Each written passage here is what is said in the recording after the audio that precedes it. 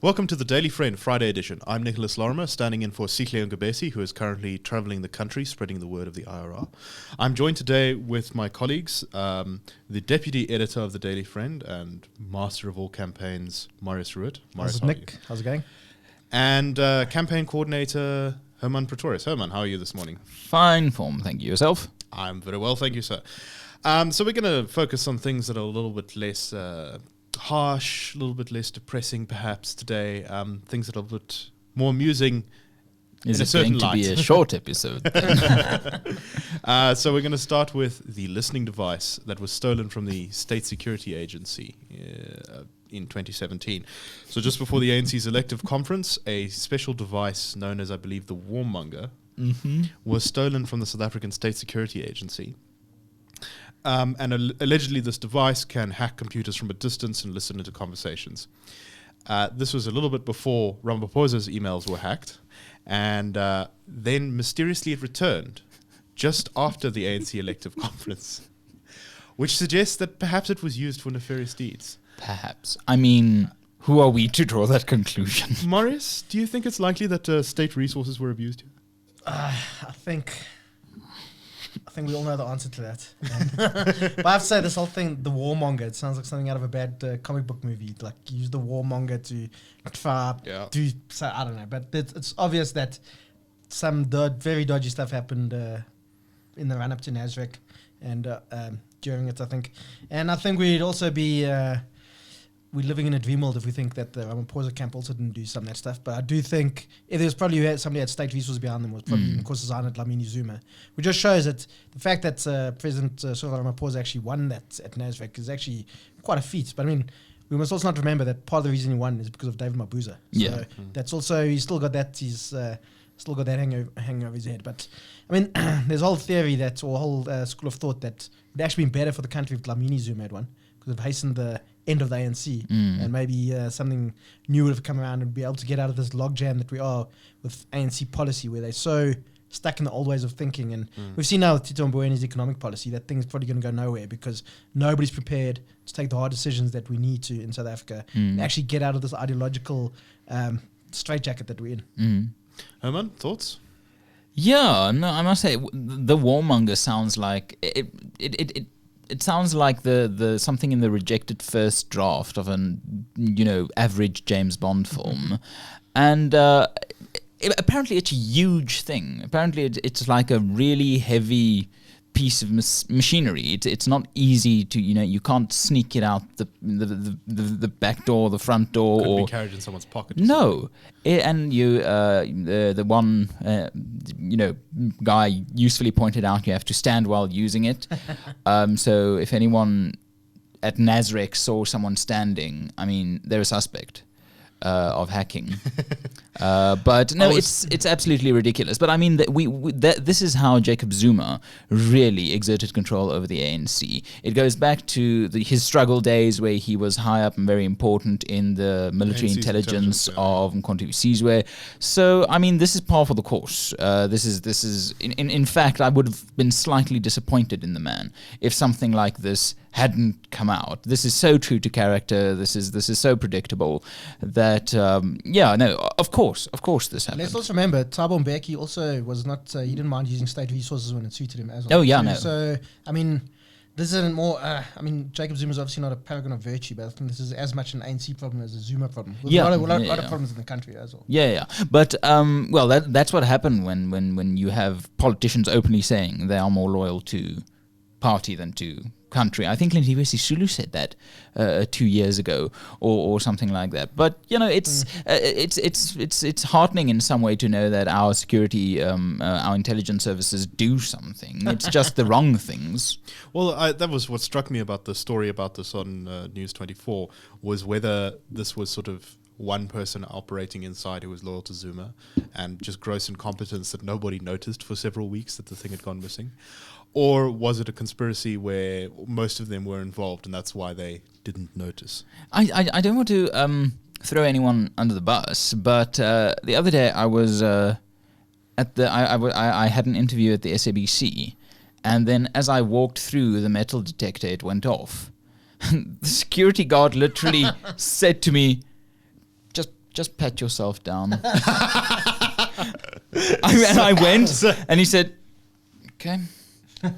I thought, yeah, well. It's like that meme with the guy at the soccer stadium where he just No, touches the guy. worse than that, he didn't even do the ritual of actually standing up and doing the thing. He literally told me, just pat yourself down. I thought, if something happens, I'm going to ask myself some serious questions about my activities, where I was, and what I was doing there. Yeah, so it's a very good thing we don't have a terrorism problem, because we'd be in a lot of trouble if we did.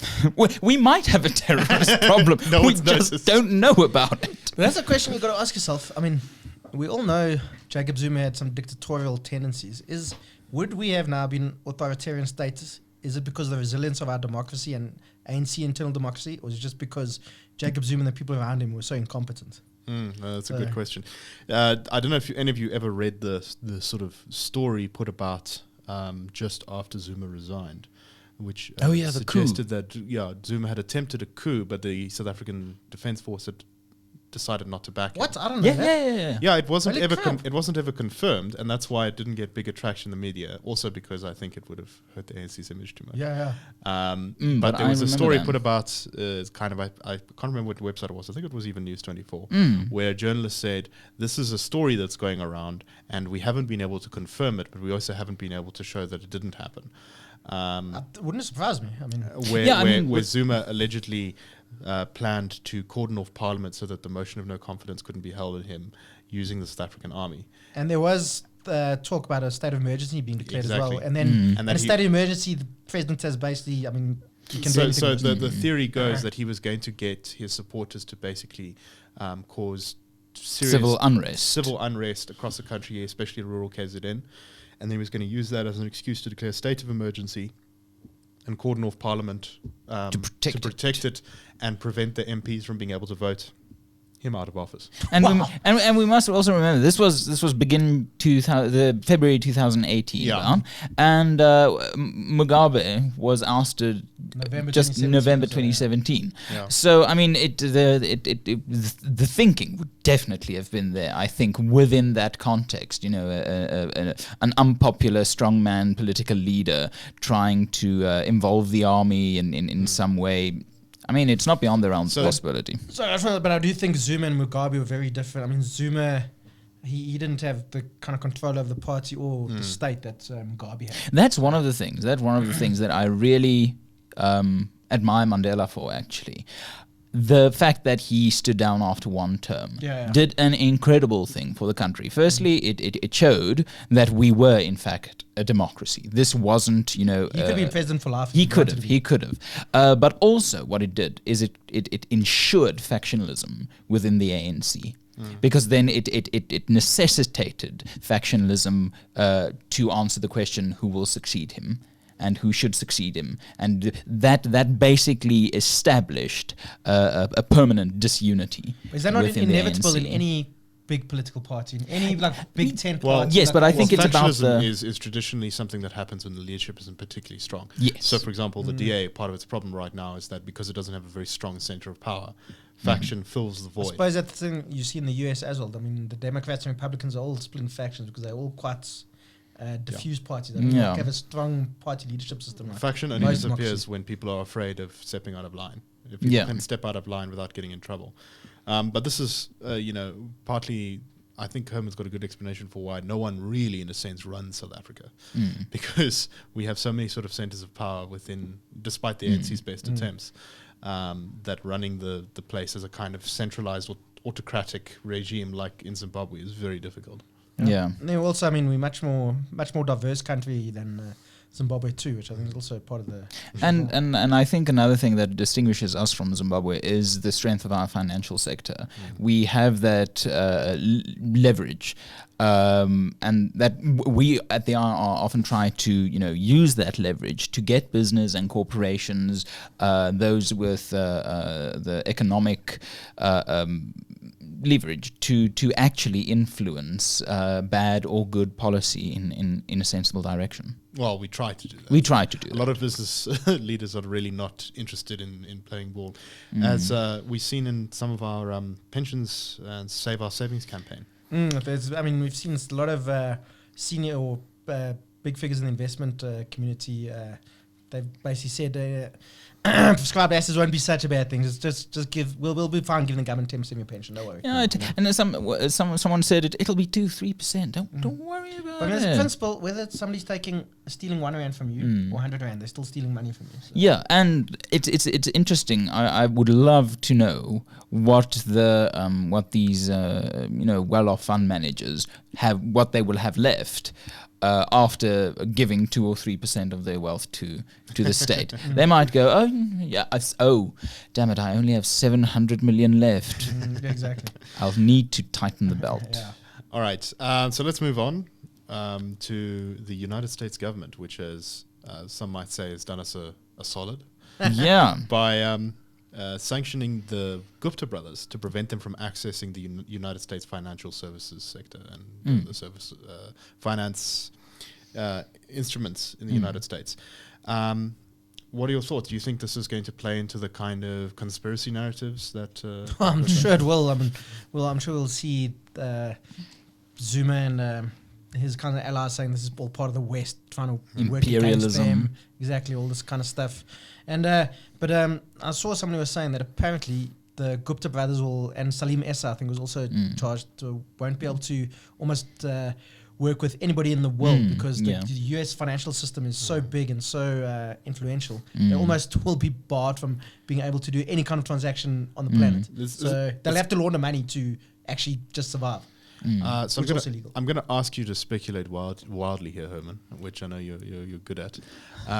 But this is the same tool they use against, sort of American enemies and dictators, and a lot of the senior officials in the Russian government and the Iranian government, for example, have sort of sanctions like this against them. What do you think caused the US to make this move? Well, apparently, people within the National Prosecuting Authority have been working with countries like United States for a year.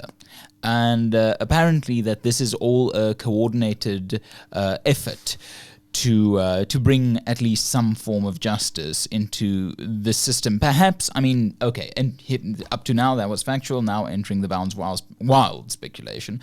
There might be an idea that the National Prosecuting Authority is so hollowed out that it cannot actually itself take steps to hold someone to account in some way. But if they've been working for a year on this, it suggests that Cyril Ramaphosa might be behind encouraging the US to take this move.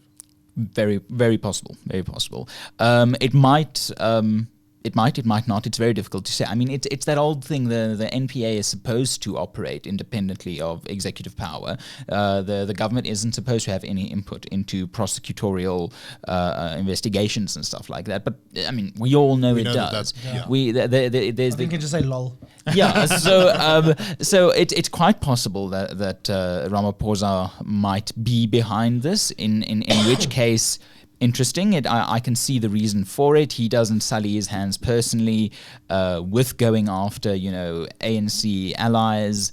And also the NPA might genuinely feel that it doesn't have the capacity to do this itself. SARS might not have the capacity to do this themselves. So we have people of some substance and merit in Shamila Batoya and Edward Kieswetter. But we must realize to what extent those two institutions, the SARS and the NPA, have been hollowed out, and how effective the hollowing out was. So it's quite possible that the new broom is trying to sweep clean, but that they actually need to outsource it somehow. But also, if you're an optimistic fellow, you'll think that yesterday Zandile Gumeri, the mayor of former mayor, anyway, she was mayor of Etegrini. Her house was raided yesterday by the Hawks. Yeah. So maybe there's, she's also got that 50 million rand in assets, and she earns R1 million a year. So that's pretty good investing. I'd like to get to find out who her investment advisor is. So. Yeah. It does also raise some interesting questions about how South Africa fits in sort of global great power politics. There was a lot of speculation that the Nkosazana Dlamini Zuma camp in 2017 was heavily supported by Russia. And there'd been a lot of allegations around that nuclear deal that we were going to sign with Russia as to that that was why the Russians were supporting her. But this suggests that the ANC, despite its rhetoric, is actually willing to kind of perhaps play ball with the US sometimes if it means getting what it wants. I think they're probably just playing realpolitik, like Yeah. any other. I mean, I think the ANC is, because of its history, is suspicious of the West, and but it still seems willing to use. yeah, of course. the West Yeah, when yeah, yeah. I possible. mean, the enemy of my enemy is my friend. Yeah. And Ramaphosa needs some movement on state capture, desperately. We've also, so it does seem like South Africa is becoming a little bit more perhaps of a battleground for great power politics. And we did see Ramaphosa was backing Huawei, I think, in their Yeah. fight with the Americans. And just as an aside, I remember, I think it was in 2017, South Africa became one of the few countries that didn't need a visa to go to Russia. So that was Yes. actually something I thought that was quite Yeah, interesting. exactly, and that was during the end of Zuma's regime. Yeah, exactly. That So our happened. colleague Gabriel Kvauser was pretty quite happy about that. Yes. The resident We- Russophile. It might be because of him. We don't know. Perhaps I not. mean, I think if the Russians knew about Gabriel, they would probably burn this place to the ground. Sorry, Gabriel. he has excellent camouflage. He does look like someone that can't work here Well, he does or look like anywhere. Rasputin, so maybe that's why the Russians are. They have a religious fear of him. Yeah, it's called hiding in plain sight. You send the most obvious looking spy. Speaks Russian and looks like Rasputin. Yeah. There we go. All right, so that's something to keep an eye on, how that develops and whether the Guptas really are sort of pushed into a corner. Where are they, by the way? Allegedly, they're in Dubai. Dubai. Dubai, Yeah. okay. But we'll Or they're in this building. Oh, yes, if we believe the Herman Mayor of Mashaba, Johannesburg. Yeah. But we'll just have to tell Atal that he's going to have to use the company credit card for his Uber. Yeah. All right, let's move on to Herman's favorite topic, which is Brexit. Yes. So the Irish Prime Minister Leo Varadkar, I think his Yes. name is, had a very successful meeting with British Prime Minister Boris Johnson. Well, allegedly. It was Allegedly. described as a very successful meeting. Yes. And there's now a lot of conversation and whispering in the journalistic Yes. community that they're on the verge of a real deal between Britain and the EU, and that this will, then be able to be put to the British Parliament. Yes. Herman, do you think a deal is going to be likely? I know that's what you've been predicting. Yes. But you still predict that. Yes, I do. In July, I wrote an analysis of what could possibly happen with Brexit, and I basically ruled out everything except an extension and a deal. Did the British government accuse you of meddling in their affairs when you did that? No, Okay. no. So they've got thicker skin than certain organizations in this country. Or maybe they recognized the significance of Herman's article was perhaps not what other people were giving credit for. Yeah, no, very much. Speaking about the significance of my articles, I was completely bowled over that the article that caused this minor kerfuffle within the official opposition that Minor? had I any think you- significance. I mean, we've really been trying to boost the Daily Friend readership numbers, and man, this I really didn't think it would go Also, that way. thanks to a certain MP who gave us a very good signal boost on Twitter. So it's good to know that we Yeah. have friends in Parliament like that. Exactly. Yeah, Thank you very no. much for tweeting about our newspaper, Pumzile. And well done on spotting its hours. Yeah. We thought the banners were subtle, Yeah. but in terms of Brexit, the deal. I've been saying that politically Johnson needs a deal. Economically, the EU needs a deal.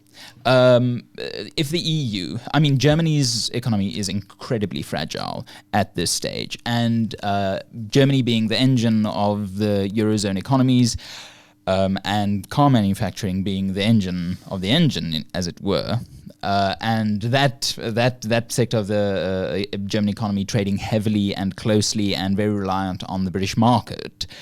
If a sudden disturbance of trade would happen there, it would really have quite bad knock-on effects. So economically, the EU really does need a deal. But wasn't it Angela Merkel who was saying things like a deal is no longer possible, even just a few days ago?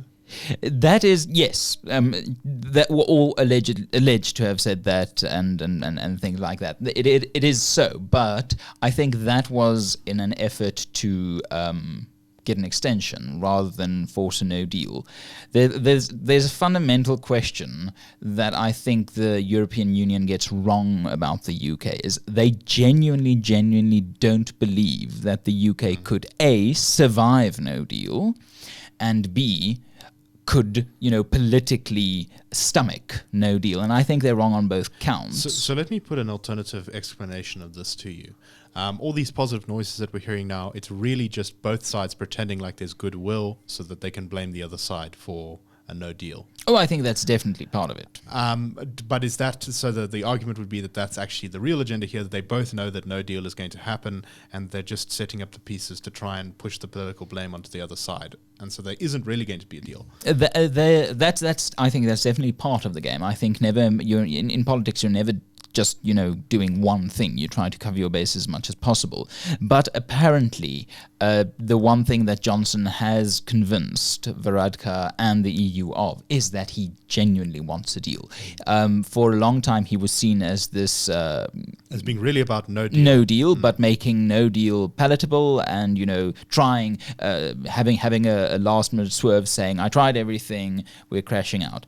But apparently, Johnson has convinced the EU that he genuinely wants a deal, and I think he wants a deal. He's far too cautious a politician to, I think, willingly embrace no deal. But it's very difficult at this stage. But what I think is interesting is that in his, 70 or 80 days as Prime Minister, he has achieved more than I think Theresa May did in 3 years of her premiership. So. And I would argue that that's because no deal was on the table, that it meant that it forced sort of concessions to be made and realignment with reality. Yes, because no deal was technically on the table with Theresa May, but everyone knew she would never go with it. So if the EU does sort of put forward its own version of a deal, and that gets put to the British Parliament, there's a thinking right now that the British Parliament is now too fractured to make any decision on this. So on one hand, you've got a lot of the sort of pro-Brexit people who have hardened their position and now kind of say it's no deal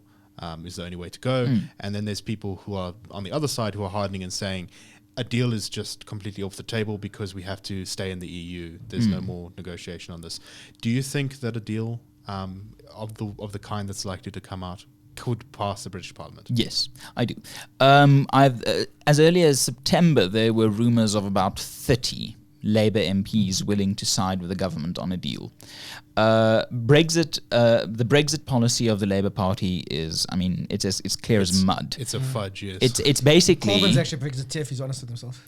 Yes, but that's a big if for any politician. Yeah. But so you've got the Liberal Democrats who openly are in favour of revoking Article 50, the trigger of Brexit. Then you've got the Labour Party who want a second referendum, and this is genuinely their policy. This is no hyperbole. They will negotiate a Brexit deal, then put that Brexit deal to the people of Britain in a referendum, and then campaign against that deal. I promise you that's literally their policy. There's no hyperbole or anything there. So that's odd. And then you have the Tories who are ironically the clearest on what they... Do you think that Labour MPs and the DA MPs have been hanging out a bit? Well, they need friends.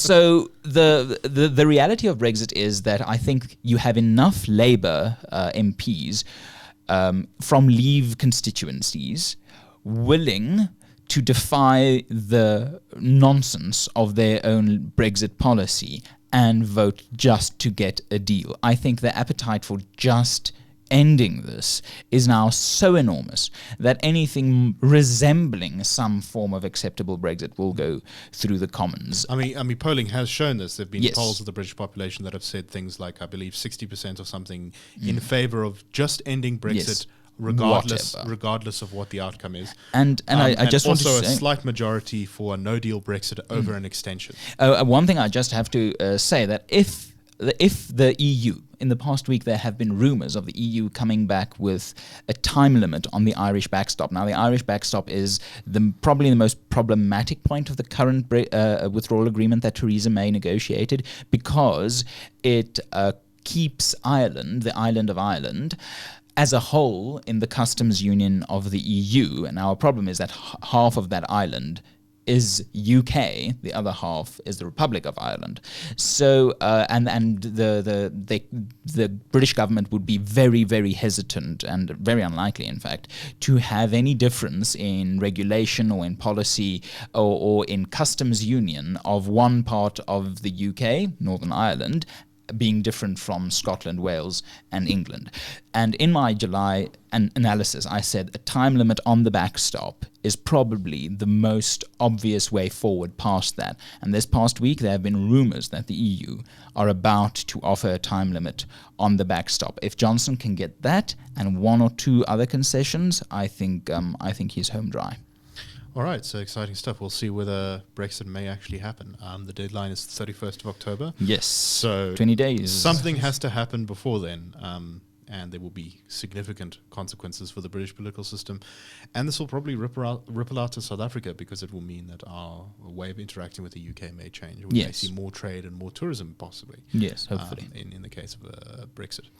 All right, so we're going to close there. Thank you very much for watching. If you like what we do and want to support us, you can SMS your name to 32823. Terms and conditions apply, and SMSs cost R1.